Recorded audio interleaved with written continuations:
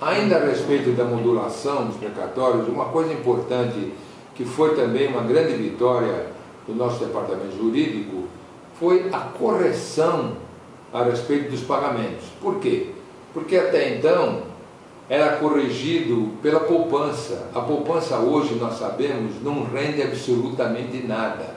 Hoje quem tem dinheiro na poupança está perdendo dinheiro. Então essa era a correção que se fazia nos precatórios.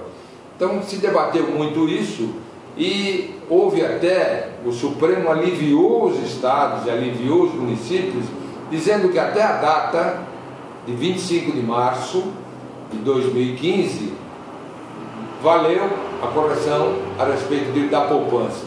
Mas a partir de 25 de março passa a ser o IPCA-E.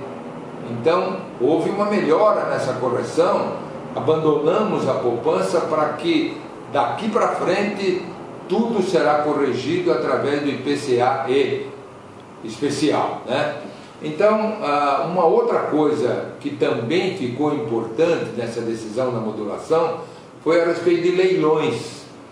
O leilão era um grande prejuízo para o servidor público que tem o seu precatório a respeito de salário, a respeito de previdência, a respeito de pensões, e ele acabava leiloando uma coisa e perdia dinheiro. Quer dizer, o seu precatório que valia 100%, o leilão dava 15%, dava 20%, dava 25% e ele perdia muito dinheiro.